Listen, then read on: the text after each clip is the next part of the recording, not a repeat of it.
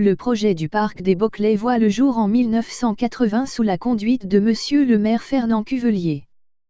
La place laissée libre par la disparition du terril de la fosse 23 est devenue entre-temps un grand terrain inexploité. On est passé des plans à la réalité en 18 mois. Le parc des Boclès était amené à devenir un des plus beaux lieux de détente des Noyellois. S'en est suivi en 1982 une inauguration qui s'est déroulée dans l'amphithéâtre. On trouve sur le parc de nombreux chemins de promenade, un étang de pêche poissonneux, ses plantations avec 20 000 arbres et arbustes. Très vite de nombreux événements sont organisés au Boclès. Concours de pêche, courses de bicross, jeux collectifs, concours de pétanque et même un petit train pour visiter le parc. En 1988, les berges du côté de la rocade minière n'étaient pas stables. Elles ont donc été aménagées avec des structures en bois, le résultat est superbe. Pour ceux qui ont eu la chance de connaître ces manifestations, faisons un petit tour d'horizon. Kermesse champêtre des Boclès. Fête champêtre des Boclès. Fête des Boclès. Concours de pêche à la truite. Démonstration de judo. Et plein d'autres événements avec un public très nombreux. 2001. Les Boclès sont au cœur d'un superbe projet au titre du développement durable à Noyelles-sous-Lens concernant les oiseaux sauvages. De nombreuses espèces sont en effet menacées, les plus communes reculent parfois, alors que les individus de certaines autres se développent et créent des déséquilibres. Les causes sont multiples, disparition des zones humides, diminution des arbustes à baies, élimination des insectes nourriciers, pollutions diverses, rupture des continuités biologiques, multiplication des prédations humaines ou animales. L'installation de mangeoires et de nichoirs en divers points de la ville apporte une aide qui peut être déterminante pour certaines espèces. C'est un total de 39 nichoirs. 5 mangeoires et 8 abris à canards qui ont été posés dans Noyelles. Une grande partie étant dans le parc des Boclès. Voici les espèces que le projet vise à aider à l'époque. Mésange. Rouge-queue. Grimpero. Rouge-gorge. Chouette-chevêche. Pique-et-pêche. Hirondelle. Chauve-souris. 2019, comment est la réalité aujourd'hui, découvrons cela ensemble. On pourra établir le constat que le projet de développement durable est tombé à l'eau. Il n'y a depuis plus de 10 ans, aucun entretien et suivi des structures. Toutes celles qui avaient été mises en place au Boclès n'ont survécu. C'est très regrettable quand pendant ce temps d'autres communes voisines développent des programmes semblables actuellement. L'écologie est-elle au cœur des préoccupations de notre municipalité en place? Une partie de la réponse est sous vos yeux. Nous devons avant de continuer informer les Noyellois sur le fonctionnement de l'étang des Boclès. Celui-ci a la particularité d'être constamment rempli par plusieurs sources souterraines. Il faut donc canaliser le trop-plein pour éviter les débordements. Malgré l'existence de ce dispositif, on constate régulièrement depuis plus de 10 ans des débordements réguliers à répétition.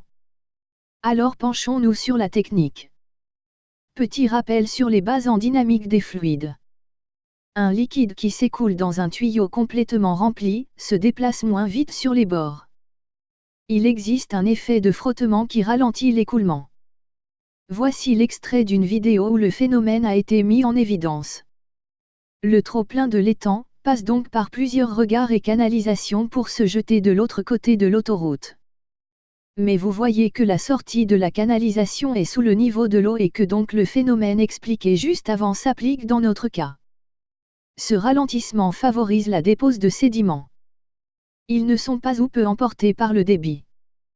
Le passage libre dans la canalisation est donc réduit proportionnellement à la vitesse d'écoulement qui augmente. Mais d'où viennent les sédiments? Ce sont en grande partie la décomposition des végétaux. Comme les algues et les chutes de feuilles qui se transforment en boue au fond de l'étang. Vous pouvez d'ailleurs observer la toute nouvelle filtration de haute technologie mise en place dernièrement dans l'urgence pour essayer de maintenir propres les canalisations suite au dernier curage. Le phénomène de débordement étant aujourd'hui expliqué par l'équipe NSL, analysons ensemble les différentes réponses apportées par la municipalité sur ces inondations. Le 1er mars 2019, on peut lire dans un flash info les propos suivants. Un hydrocurage a été effectué sur la moitié du réseau et il a été constaté un blocage au milieu de celui-ci. Identifié par un tronc d'arbre coincé, empêchant l'évacuation normale des eaux. Sur place, ça donne quoi? Regardons de plus près.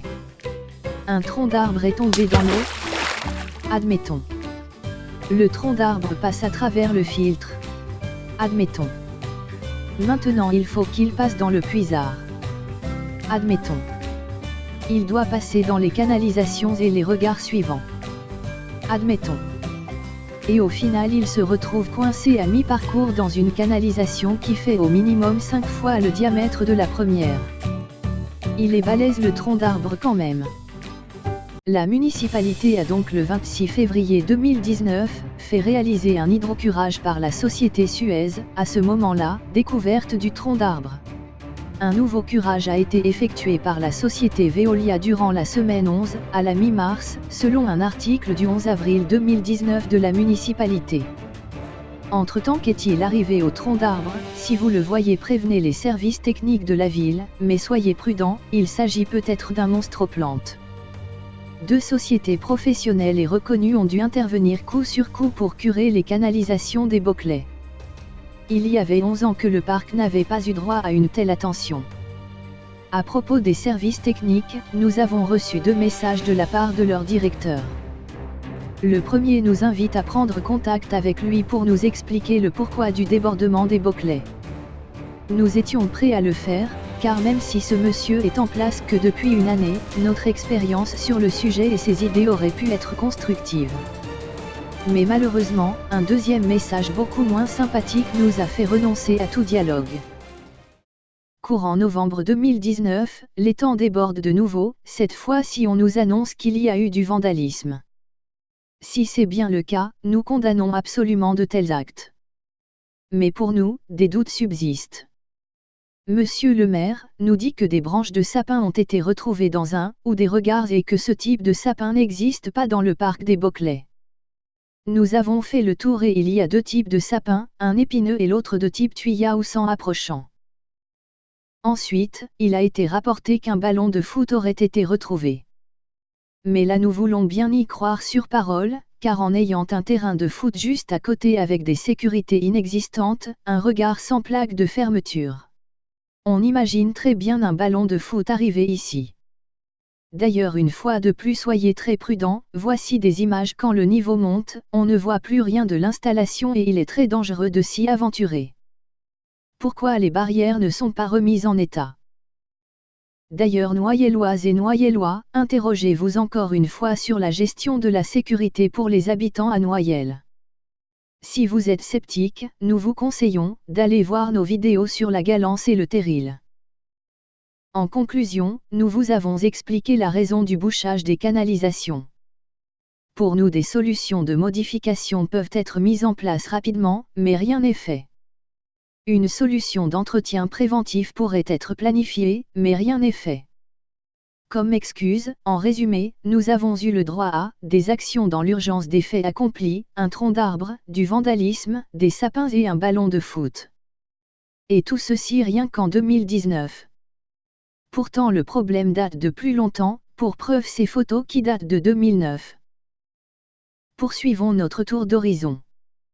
Le conseiller municipal délégué, chargé de la propreté de la ville, de la sécurité des bâtiments et des personnes, de la sécurité routière et du marché hebdomadaire, se félicite de la beauté naturelle du parc et nous dit ceci sur notre page Facebook NSL Noyelles c'est vous. L'on peut compter sur nos services techniques pour résoudre cela et actuellement les Beauclais a retrouvé toute sa beauté naturelle pour les pêcheurs, les promeneurs. Plutôt qu'un long discours, je vous laisse observer par le montage vidéo qui suit, ce qu'est la beauté naturelle des Beauclais. Le ponton qui tombe en ruine, sans aucune rénovation, qui rappelons-le était là pour stabiliser les berges en son temps. Le problème de racines qui détruisent les allées.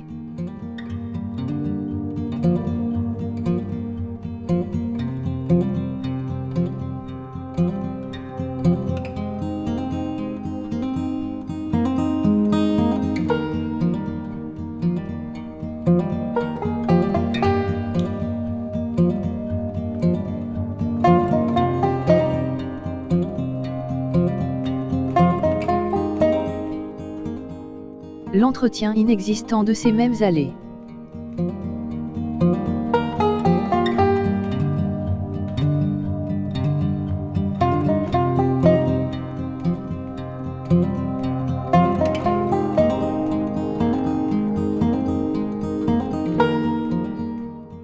Les abords de l'étang qui se meurent à chaque débordement.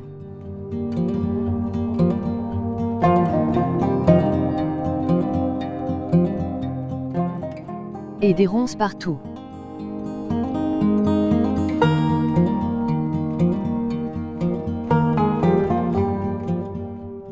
Pourtant dans l'urgence comme toujours, Monsieur le maire a débloqué en ce début d'année un budget de 20 000 € pour l'entretien du parc. Nous ne savons pas si le budget a été dépensé, mais si c'est le cas, on peut se demander dans quelles actions. Nous parlerons prochainement du bâtiment à l'entrée qui, comme beaucoup d'équipements de la commune, tombe en ruine doucement. Voilà Noyellois, notre reportage s'achève sur ce tristement devenu célèbre par des Boclais. Il est loin le temps où nous pouvions enfants jouer dans le bateau pirate. Se promener en famille. Noyelloises et Noyellois, en mars c'est vous qui avez le choix de changer les choses, alors nous comptons sur vous. La tâche ne sera pas facile, il y aura beaucoup de travail et de réflexion. Mais ensemble nous pouvons redonner vie à notre ville. À très vite.